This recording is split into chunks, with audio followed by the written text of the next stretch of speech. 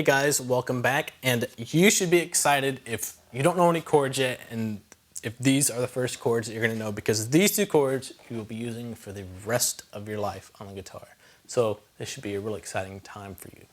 The first thing I'm going to explain to you as far as chords go is how to read a chord diagram. Now if you don't know what that is, you've probably seen one before in some sheet music or some tab or something like that. Basically, it's 6 vertical lines that represent the 6 strings on the guitar, and sometimes they'll have, who knows, 3, 4, 5 horizontal lines, and those represent the frets. So with that in mind, strings go this way, frets go this way generally on a chord diagram. With that in mind, let's learn a G chord, a G major chord, and we'll go through a chord diagram and I'll explain how that works to you, and at the same time we'll be learning a G major chord. So a lot of times when you see a chord diagram, you'll see at the top there'll be like a block or something that represents the nut of your guitar down here. And a lot of times that'll be a reference point for you, and there won't be any numbers on usually the left side of the diagram that indicate what fret you should be on. The nut just represents kind of like a 0. So if you see a chord diagram like this G chord diagram, you see the nut on top of the little block, you count up 3 frets, and you're going to see, I'm going to teach you the G chord that I don't play but that a lot of beginners learn. You're going to see a 2 on the 3rd fret of the 6th string. That is telling you that you need to put your 2nd finger, 2, on the 3rd fret, 1, 2, 3, of the 6th string, the low E string. That's your first note in your G chord. Usually, I get this one with my 3rd finger, but a lot of players get it with their 2nd finger. So I'm going to teach you that way because it's a little bit easier. You don't have to use your pinky in this one. So on the chord diagram, the next note we're going to worry about, you're going to see a 1 on, if you're looking at your horizontal, your vertical lines, you're going to see a 1 on the 2nd fret of the next string over. It would be your A string. So put your first finger on the 2nd fret, 1, 2, of the A string. So those 2 notes are your 2 notes you have in your G major chord so far. The next 3 strings over, you're not going to see any numbers on the actual strings, but you will see 3 O's or zeros at the top of the next 3 strings over, the D, the G, and the B. And when you see a 0 or a circle at the top of the nut, above the nut, that just means that you should play those strings open. And the final note for our G major chord is going to be, you're going to see a 3 on the 3rd fret of the 1st string. So you're going to put your 3rd finger on the 1, 2, 3rd fret of the high E string.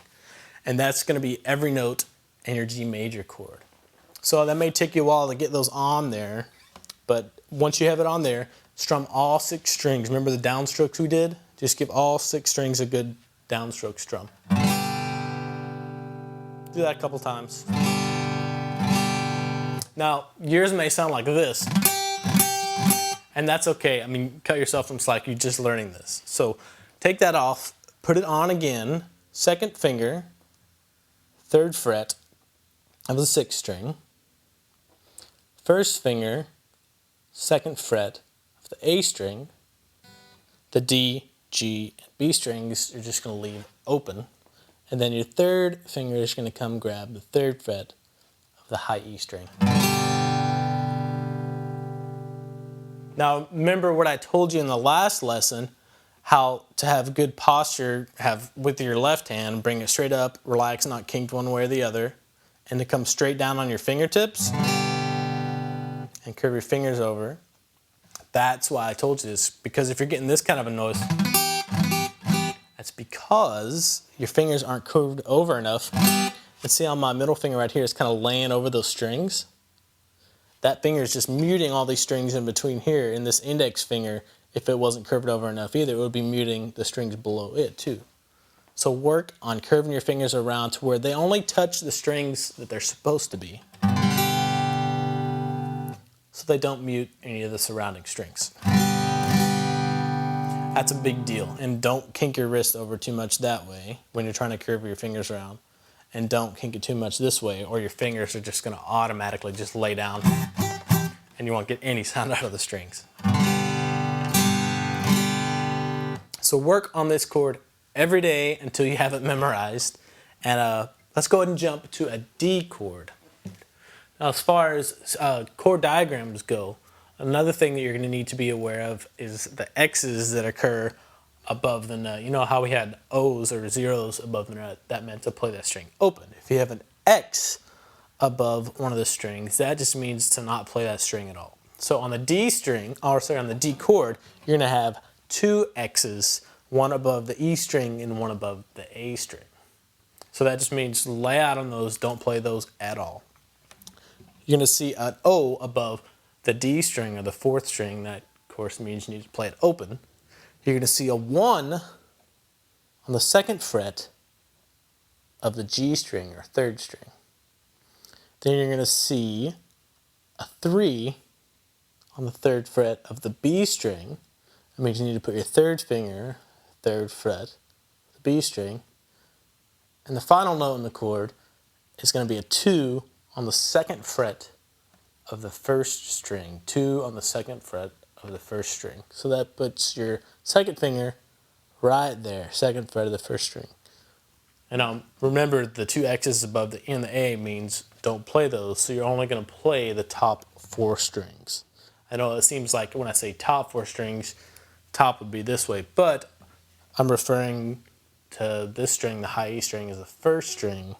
So the top 4 strings would be the D, the G, the B, and the E.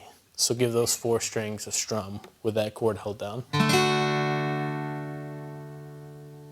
Do that again. Now again, yours may sound like this, kind of jumbly and not quite all as defined as it should. If that's the case, make sure you're coming around on the tips of your fingers and make sure that you're having a good, nice relaxed posture with your left hand, and try again. So those are 2 of the chords that we need in order to play the song that we're going to learn, and you learn how to read some chord diagrams. I'll see you in the next lesson where we're going to learn the 2 remaining chords that we need to know to learn a song.